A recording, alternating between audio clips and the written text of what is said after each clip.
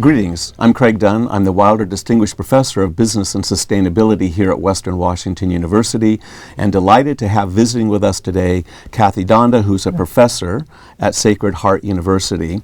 Just a little bit more about the Business and Sustainability program that I represent here at Western Washington University. Many watching this program already know that that program was started about 3 years ago. Currently we have 80 majors, 11 of whom are graduating this quarter, which is fall of 2017. But we do have a new major starting in fall of this year. And that is a combined major in business and sustainability with the Institute for Energy Studies that has an energy policy focus. So I'm pleased to be able to make that announcement today and to also acknowledge the contributions that Wilder Construction Company has made to endowing the professorship I currently hold. So with that ad behind me, I want to engage with Kathy, and I want to begin by reading from your LinkedIn profile. Oh, okay. And I noticed that that was also put on the posters that are placed around campus today to alert people to your visit. It says, "As a thinker, I absolutely love my job. I get to think up ideas, dabble with cutting-edge research, and I get to meet cool students on a day-to-day basis. I have always been interested in the environment. What is our impact? How do we minimize? How can we respect nature, etc.?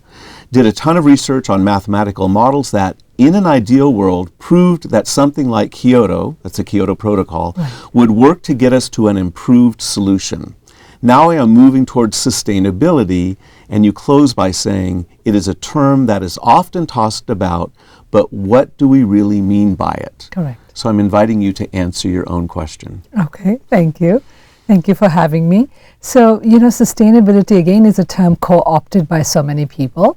I've heard it being used as sustainable food, which makes sense, but some sustainable investments. Right. There's nothing sustainable. When Goldman Sachs or some big bank talks about sustainable investing, they want to make sure they're around. But there's nothing ecological or environmental or even sustainable as we think about it in that term. So I think because the term is so co-opted, it's good in a way everybody can rally behind that term, but we need to explore it deeper to know about its basic linkages to ecology and the environmental space around it. So when we have conversations on this campus, and we've had many about what sustainability means, we do not limit it to environment per se. There are a lot of social justice dimensions to sustainability as well. Right. And so from a business point of view, you can't actually run businesses in famine-ravaged or war-torn areas of the world. Right. So it's about peace, not war, food, not famine. Exactly. Social justice. Absolutely. And I think the hardest part is to deal with those people issues or the social issues because, we have metrics for emissions. We have all the numbers that financial firms report on. But how do you look at the happiness of the people? When you look at the knowledge workers, how do you say the people are happy, they love working for that company, they can give it all to their company? So I think much more research is actually needed on that social side, the third P of the triple bottom line, which links to people and how does a company look to its own people, their own suppliers, their own customers, but also the community at large within which it operates. So you mentioned 3 Ps, those being profit, planet, and people. Right, yes. right. One of the interesting issues that's emerged just very recently in the last few days has been controversy surrounding, once again, Nestle, but in this case, particularly bottled water and Arrowhead. Yes. And there was a news piece this week about, that controversy, and representing Arrowhead was their chief sustainability officer. Okay.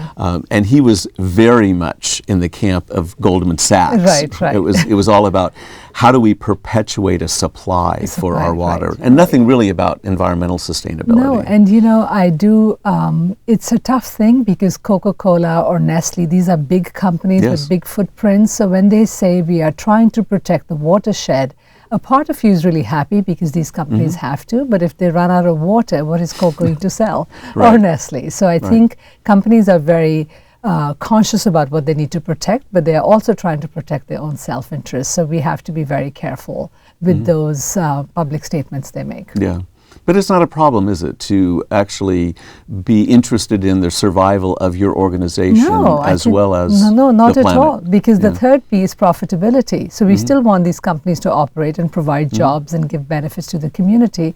Because if the company goes down, then the entire existence goes down. So the third P is the traditional profit, along with the concern for the environment, concern for the people. So it's an honest profit. It's not profit at the cost of your environment and of your people. I like that term, honest profit. Yeah. Somebody must have come up with it. That's a nice term. So you're different than many of the people that I talk to in this forum because you are an academic. Right. We usually have practitioners or recent graduates. And so I'm interested in how you've managed to carve a space out for yourself in academia around these issues. Because it's one of the things that our students ask about. Okay. They imagine, I think correctly, that they're likely to go into a company and work, but it may not be a company that defines itself as a sustainable company. Right. So how have you found your way into carving out space for sustainability? And you've been in Portland. Right. I love You've Portland. been in Chicago. Right.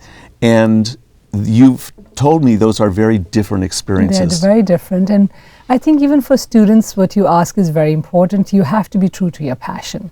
So if your students or anybody is passionate about environment, about the state of the natural world we live in, you will find spaces and opportunities to pursue that interest. So in my case, my parents were both professors of forestry and environmental sciences, so I was always exposed to it from India. But in India, at the cost of development, we've really decimated our natural beauty. So much to the point where people don't even recognize it. So when I came to the US, I was just amazed by how beautiful and lush this place is.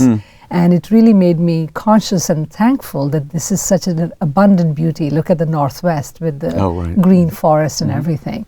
But initially I tried to do modeling because that was my background. But as I progressed in my career, I just kept that eye on sustainability, environment, tried to do research, public policy, finance, ethics, the corporate social responsibility. But I think if you have your passion as a student, no matter where you are or in their careers, you keep those opportunities. The opportunities come to you, and then you just have to be ready to engage with those opportunities. Yeah, I think that's good advice.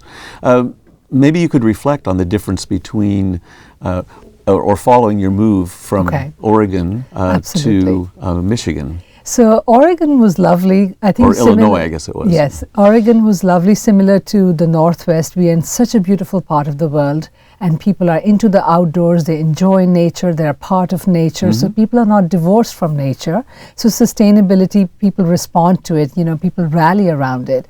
When I moved to Chicago, it's in the middle of the country, much more pragmatic, much more the Rust Belt, the coal belt. So there's a very different ethic around it. It is more, we need the development, we need the transportation, we are on that bandwagon of development.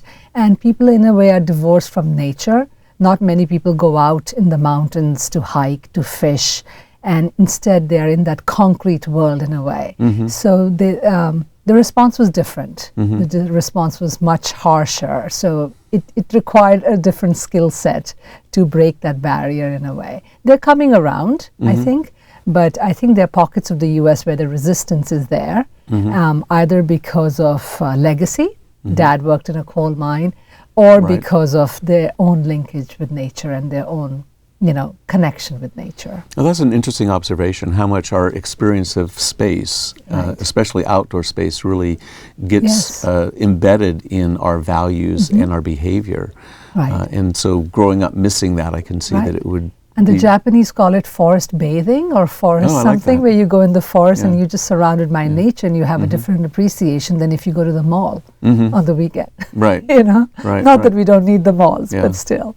Well, part of the reason I ask you that question, of course, is because my experience in moving from Southern California to here is that this is an easier place for me to pursue my interests in environmentalism and sustainability and also ethics and corporate social responsibility, because those are the values of the Northwest. But I recognize that, as I say, we live in a bubble here. And doesn't serve us very well to imagine that the rest of the country thinks as we do here in the Northwest. Right. And there are costs, it seems, to working at the margins, which it sounds like you have been and I have been. You probably know Ed Freeman, kind of considered the father of stakeholder management and a mentor of mine. I remember very clearly an address years ago to the Academy of Management. He said that we can only critique from the margins. And I thought that was That's a really well put. It's a good observation, because as soon as you become too mainstream, you lose your ability to be able to actually critique.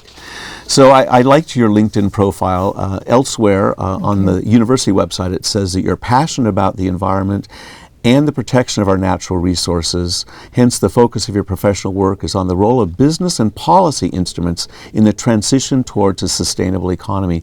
And I like the reference there to business and policy, because with both of the business and sustainability combined majors that we now have, the more generic one and the one with an energy studies concentration, we focus much attention on the interplay between business and government. And on the government side, it's not always regulation, it's incentives. And so you write in that area. So I just want to reference one of your more recent works. It's entitled "The Role of Carbon Offsets in Achieving Carbon Neutrality, Every academic has to have a colon in the title.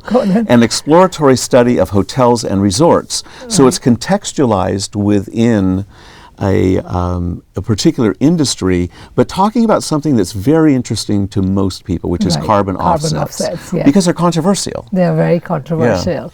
So when I presented carbon offsets in my doctorate, I really thought I'll have tomatoes thrown at my head, because again, the whole idea was, now you're giving environment to business people, and they can cut it up and divvy it up. So a lot of people are ethically opposed to setting a market for carbon.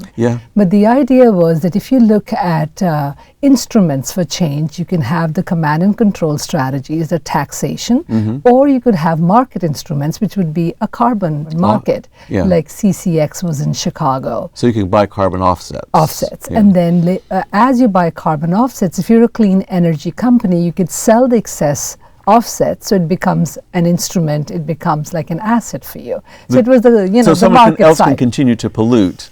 Well, over time, the government can buy those permits back. So in Portland, for example, the forests, the state could buy the forest back from the developers, hence reducing, so it's a flexible instrument from the economic side. Versus when people hear carbon tax, Australia has done the carbon taxation. In Europe, it keeps on appearing.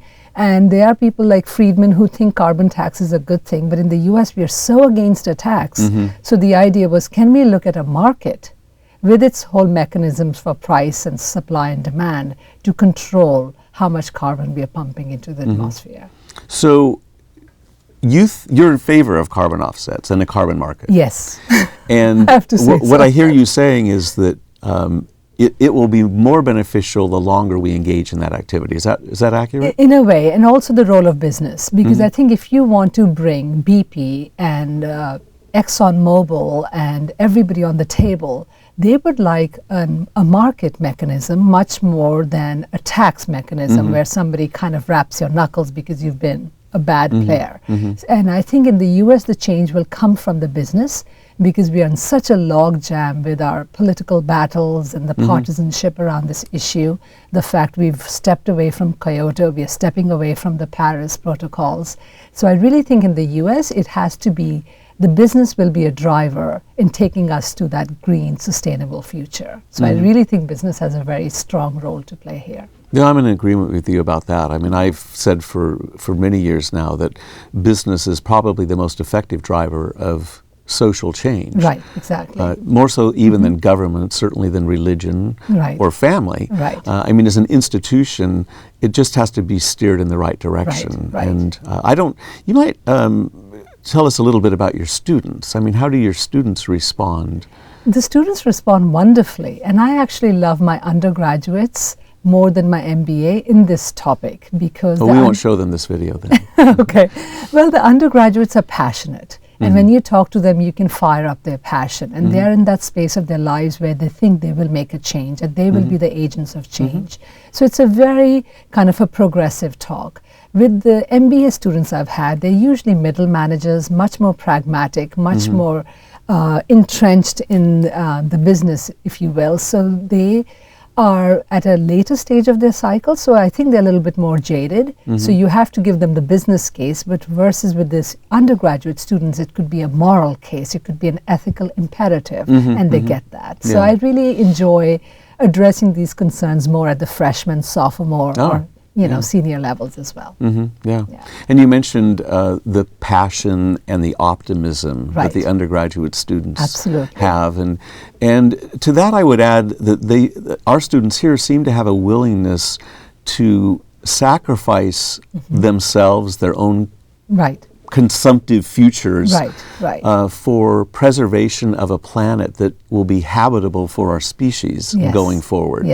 And that's where my optimism, about my only optimism, comes from, is from the millennials, frankly, that are going through the universities today. And the millennials are actually pushing back against the traditional industrial capital assumptions we had. So one of the things that, natural capitalism and some of the other thinkers have talked about is the leasing model. That the millennials are pushing away against, you have to own your house, own your car, and this bling thing. You could lease it and give it back to the company at the end of the life. So it does require disruptive technologies, but it also requires consumers who are receptive to change. I had an interesting conversation in that regard with one of our former Board of Trustees members here at Western, who was formerly the CEO of REI. Oh, okay. And in talking with him, it was really fascinating how they're questioning their own business model because they realize that they're selling a lot of equipment that ends up in people's garages 51 weeks out of the year, and questioning how sustainable they really are as a company. And when there is an alternative model, but that alternative model of leasing really runs against this ownership mentality that my generation has had. But to your point, the millennials don't seem to have. Or at least they're open to change. So Uber and Lyft are just fine with them, and they don't have to take they don't have to own a car. And so that to me is encouraging, and the whole tiny house movement. And that's great. Why do you need so much? Maybe if we can just minimize our footprint, that's one way to go. So one of the exercises I do with the students is to evaluate their carbon footprint. And then we have a really good discussion on that impact, if you will, on society, and how they can start with their own individual needs and demands. Air travel really sinks me. Yes, it does. when you compute your carbon footprint, it's like, But at least we don't have the whole plane flying us. True. We're still one of the 250 people on board. That's right. And that's air flight is one of those really interesting examples, because you look at planes that are going to be put into service today, they're likely to be in service 40 years from now. So when you change the efficiency of the mode of transportation, it takes decades for that actually to. It's rather like a student trying to bring up their GPA. Probably. And for Boeing being so prominent in this industry, what is Boeing doing in this space? They're doing a lot. That's great. And they're exploring some really interesting options in terms of biofuel. By which I don't mean diverting corn from food to fuel, but things like moss and or wood. The wood chips. Wood chips product. So they actually flew a plane to D.C. On biofuel within the last 3 or 4 months. Well, that's It was great. an Alaska Airlines flight. And a Boeing aircraft. So I see all of that as creating some wonderful opportunities for our students going forward. When they ask questions about where am I going to be, where do I see myself, it just seems to me that it's very difficult to get a position as a sustainability officer at a company as a freshly minted undergraduate. I mean, you're going to move into that elsewhere in the company. But on the other hand, just the market opportunities, and on the flip side, the public policy opportunities of thinking creatively about non-regulatory responses to environmental problems like carbon offsets, really create job opportunities for so many of our students.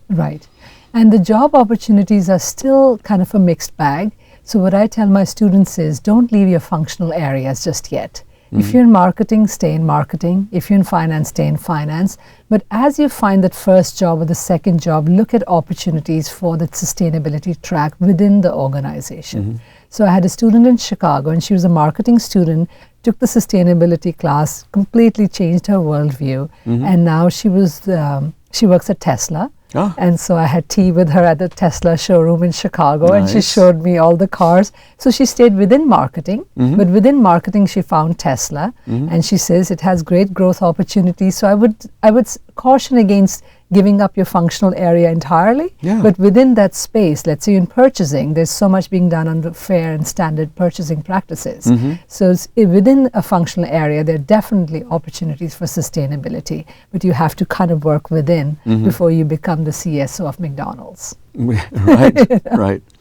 I want to mention your book, and this is a connection that you have with Western because Right. your former chair of the management department, Scott Young, is now dean of the College of Business and Economics at Yes. Western Washington University. So when you were at DePaul, he was your chair, and the two of you co-authored a book. Right. So what is the title of the book? With sustainability, essentials for business. Can you tell me how that partnership emerged and why write the book? It And was- it's published, by the way, by Sage, which is one of the best publishers in our field. Indeed, indeed. And so Scott had taught courses on sustainability at Utah. I had taught at Portland, but we had just cobbled together readings and exercises and chapters. Why was that? Sorry? Why was that? Because there was no book. Right. And so, and there was no book, and we used to talk about it, but he was a chair. I was also busy with my papers, and one day we said, no, we just have to write it. And so the first part of the book really talks about the stressors, because what I discovered is some of the students do not realize that a kid in Bangladesh does not have access to clean water, or a child in Haiti does not have access to clean water. So sometimes, as you mentioned in the bubble, when you live in the US, you forget that people in Beijing will put smog masks on their face because of the air is so bad, or Delhi, or Bombay, or Mexico City. So the first part of the book was really talking about the stressors in the global So world. what are stressors? Stresses in the natural world. So Okay. our eco-stock stressors. So access of clean water, clean air, soil, biodiversity, the species, the stress that the natural world is experiencing throughout our industrial revolution Okay. Oh, activities yeah. over the last 100 years. Right. So we had to kind of set the stage. So that's the before we first went part of your into book. it. Yes. So we set the stage, and once they're freaked out, then we move into what we can do.